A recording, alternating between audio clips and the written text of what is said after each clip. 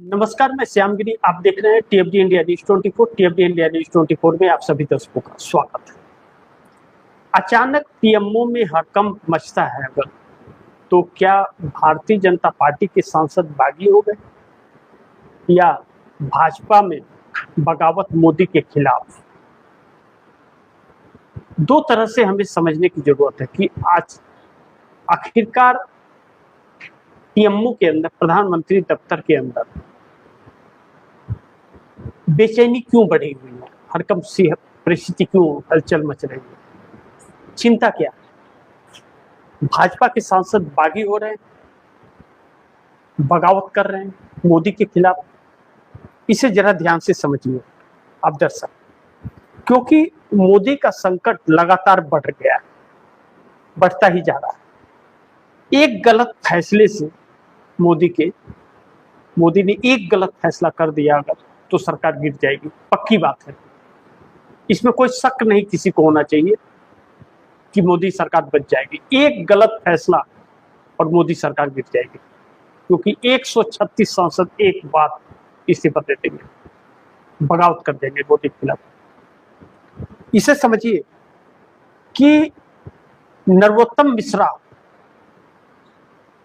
के साथ पहली बार भारतीय जनता पार्टी में 300 प्लस इस्तीफा, पूरी कार्यकारिणी जो होती है, पूरी कार्यकारिणी ही नरोत्तम मिश्रा को उनके हुआ। अमित शाह के बहुत खास और लाडले थे, वह मुख्यमंत्री की रेस में थे मध्य प्रदेश के अंदर, लेकिन उनको न बना करके मोदी ने मोहन यादव को बना दिया। कहा जाता है कि मोहन यादव मोदी के लाडले हैं, मोदी के हिसाब से चलते हैं, लेकिन मोदी और शाह का चहेता नरोत्तम मिश्रा, क्या किसी की हिम्मत है टिकट काटते उनका? इतनी किसी के अंदर हिम्मत है कि मोदी और शाह जो चला रहे हैं भाजपा को, और जिस तरीके से चला रहे हैं, किसी की हिम्मत? किसी की भी हिम्मत नहीं है। जब नहीं है तो नरोत्तम मिश्रा का टिकट किसके कहने पे कटा? आखिर राष्ट्रीय अध्यक्ष नितिन नवीन जो हैं, उनके इजाजत के बगैर तो टिकट नहीं मिला होगा किसी और को, और नाम नहीं कटा होगा। कहा जाता है कि नरोत्तम मिश्रा ने फार्म भी ले लिया था भरने के लिए प्रत्याशी के रूप में, और नाम कटने से गुस्सा में उन्होंने सब कुछ कर दिया और डीएम एसपी तक पिट दी गई, पथराव हो गया। किसी अधिकारी को मारना पीटना यह अच्छी बात तो नहीं है, लेकिन भारतीय जनता पार्टी में इससे ज्यादा हम उम्मीद भी क्या कर सकते हैं। अब नरोत्तम मिश्रा के द्वारा इस्तीफा जब पूरी कार्यकारिणी ने दे दिया, तो नरोत्तम मिश्रा का एक चेतावनी कि हम देख लेंगे। और नरोत्तम मिश्रा दमदार माने जाते हैं अपने क्षेत्र में, दतिया से उन्हें दतिया विधानसभा से लड़ना था। लेकिन अब मध्य प्रदेश के अंदर आरएसएस की पकड़ है, प्रयोगशाला है उसका, और मध्य प्रदेश के अंदर आरएसएस के इजाजत के बगैर नरोत्तम मिश्रा का नाम कट नहीं सकता। और नितिन नवीन अध्यक्ष जो है, उनके अंदर हिम्मत इतनी है नहीं। यानी कि आरएसएस ने अपनी पकड़ भारतीय जनता पार्टी पर बहुत जम के बना दी है, और अब यह पकड़ वह छोड़ेगा नहीं। यह बात अब मोदी के अंदर समा गई है। अब पीएमओ यानी कि प्रधानमंत्री दफ्तर के अंदर इस बात की चर्चा और मंथन चल रहा है मोदी साहब कि आखिरकार नितिन गडकरी साथ नहीं है, राजनाथ सिंह भी साथ नहीं है, और भी बहुत से भारतीय जनता पार्टी के अंदर तकरीबन जो ओरिजिनल भाजपाई हैं 136, वह तो खैर मोदी से इत्तेफाक नहीं रखते और मोदी को नहीं चाहते, लेकिन मजबूरी है, सत्ता है तो साथ हैं। लेकिन अब कब तक साथ देंगे इनका, इस बात की गारंटी नहीं। वह आरएसएस के इशारे पे चल रहे हैं। तो भाजपा के सांसद, यानी कि इसका मतलब यह है कि वह बागी मोदी के खिलाफ हो चुके हैं। दो भागों में भाजपा बढ़ चुकी है, एक मोदी की भाजपा और एक भाजपा। अब भाजपा के अंदर या मोदी में बगावत मोदी के खिलाफ जो हो रही है, क्यों हो रही है, इसमें एक बहुत महत्वपूर्ण यह है कि जो भाजपाई नेता है, जो शुरू से सिर्फ भाजपा के लिए काम करे, जो किसी और दल में नहीं जा सकते, वह भाजपा में है जब तक है, अन्यथा राजनीति से संन्यास ले रही है। ओरिजिनल भाजपाई जो है इस मिजाज के लोग हैं, दर बदल वाले हुआ नहीं है। ऐसे में उनकी समस्या यह है कि जब से मोदी आए हैं, उन सभी भाजपाइयों को जिन्होंने डंडा झंडा लेकर के भाजपा को मजबूत किया और सत्ता उन्हें नीचे दबा करके रखा, वह ऊपर तक नहीं आ पाए, वह ऊपर तक नहीं आ पाए, उनका नाम नहीं आया कहीं, और ना तो उन्हें कोई सत्ता का लाभ मिला।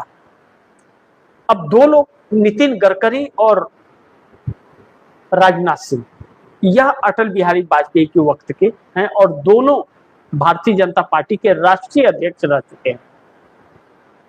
और लाल कृष्ण आडवाणी के बाद इन दोनों का नंबर प्रधानमंत्री के लिए था, लेकिन मोदी ने सब कुछ कर दिया। नितिन गडकरी को जो राष्ट्रीय अध्यक्ष बनने का मौका था, तो नितिन नवीन को बना दिया गया।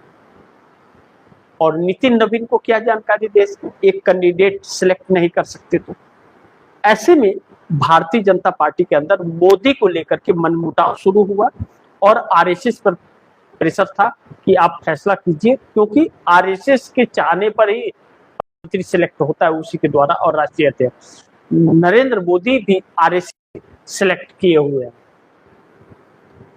और नरेंद्र मोदी ने ही पकड़ बना लिया और पूरा कमान अपने हाथ में ले लिया। अब यह बगावत इस हद तक जा रही है कि अब अति हो गई है। दूसरे दलों से आए हुए लोगों को जिस तरह से सराहा जा रहा है और उच्च स्तर पर बैठाया जा रहा है, भारतीय जनता पार्टी का नाम खराब हो रहा है और उन नेताओं की मेहनत खराब हो रही है जिन्होंने सत्ता तक पहुंचाया। मोदी चले गए, सपोज दिन मानिए कितने 5 साल और 29 के बाद में आ जाए 5 साल और, उसके बाद क्या मोदी उस लायक बचेंगे कि वह राजनीति में रह पाए? अभी उनका दिमाग काम नहीं करता, हाथ को हिलते रहता है, तो उसके बाद तो 5 साल के बाद नहीं रह पाएंगे। 29 में आकर के 5 साल और रह जाए, 2034 तक रह जाए, उसके बाद मोदी किसी काम के नहीं जाएंगे। ऐसे में भाजपा को कौन लेकर के जाएगा? और अमित शाह के नाम पर वोट नहीं मिलेगा, तो यह समस्या आ रही है। तो ऐसे में इन्हें हटाने के लिए, तो जो इन्होंने अपनी पकड़ बनाई थी और आरएसएस के ऊपर भी पकड़ बना ली, तो आरएसएस जो मोदी की कमजोरी का तलाश रहा था, वह कमजोरी उसके हाथ लग गई। उसके हाथ लग गई कि अब मोदी के खिलाफ लोग हो रहे हैं, जनता भी, वोटर भी हो रही है। तो ऐसे में अब अगर मोदी को नहीं हटा पाता है आरएसएस, तो फिर 29 के बाद मोदी को हटा पाना मुश्किल हो जाएगा। इसलिए आरएसएस की पूरी कोशिश है कि मोदी को हटाया जाए। लेकिन यह 27 का जो उत्तर प्रदेश का चुनाव है और 20 तारीख से जो पार्लियामेंट सेशन चालू होने वाला है, यह बड़ी महत्वपूर्ण है कि पार्लियामेंट सेशन में क्या मोदी के जो मकसद हैं वह पूरा हो पाते हैं। अगर नहीं हुए तो फिर समस्या खड़ी हो जाएगी और उसके लिए 362 सांसदों का जुगाड़ हो नहीं पा रहा है। ऐसे में नितिन गडकरी और राजनाथ सिंह को अपने रास्ते से हटाना चाह रहे हैं। अगर यह कार्य किया, कैबिनेट विस्तार में नितिन गडकरी और राजनाथ सिंह को हटाया, तो यह एक गलत फैसला होगा और मोदी की सरकार गिरने का कारण बन जाएगा। और मोदी संकट में इतने उलझ गए कि मंदिर का सी वोटर सर्वे का जो 86.8% लोग इनके खिलाफ हो गए हैं। एनडीए गठबंधन के अंदर सब ठीक नहीं है और इनसे भारतीय जनता पार्टी के सांसद, आरएसएस, सब इनके खिलाफ है और एक एक भ्रष्टाचार इनके सरकार में, हर मंत्रालय में, वित्त मंत्रालय में, गृह मंत्रालय में, रक्षा मंत्रालय में, कृषि मंत्रालय में, शिक्षा मंत्रालय में, पीएमओ में, सब में घोटाला, भ्रष्टाचार। इससे नहीं बच पा रहे। यह संकट मोदी का बढ़ता जा रहा है, एक से एक नए घोटाले उजागर होते जा रहे हैं जो मोदी को बड़े संकट में डाल रहे हैं। ऐसे में अब जो भी पीएमओ के अंदर चर्चा चल रही है और एक एक जब उजागर हो रहे हैं, पकड़ इनकी ढीली हो रही मोदी की और आरएसएस की पकड़ मजबूत हो रही है, तो मोदी के लिए एक बड़ी समस्या आकर के खड़ी हो जा रही है। जिस समस्या से बच पाना मोदी के लिए अब बहुत मुश्किल है और आने वाले दिन में मोदी का क्या होगा यह तो ऊपर वाला जानता है और वक्त बताएगा, लेकिन पार्लियामेंट सेशन के दौरान बहुत कुछ तस्वीरें साफ हो जाएगी। तो बाकी आप दर्शकों की क्या राय है और आप क्या चाहते हैं, आप क्या सोचते हैं, अपनी राय कमेंट में जरूर दीजिएगा। इस खबर को ज़्यादा से ज़्यादा शेयर कीजिए, अपने दोस्तों को भी कहिए आगे शेयर करें, और आपने अगर टीएफटी इंडिया न्यूज़ 24 को सब्सक्राइब नहीं किया, सब्सक्राइब कर लीजिए, अपने दोस्तों को भी कहिएगा सब्सक्राइब करें। मिलते हैं अगली खबर के साथ, तब तक के लिए नमस्कार।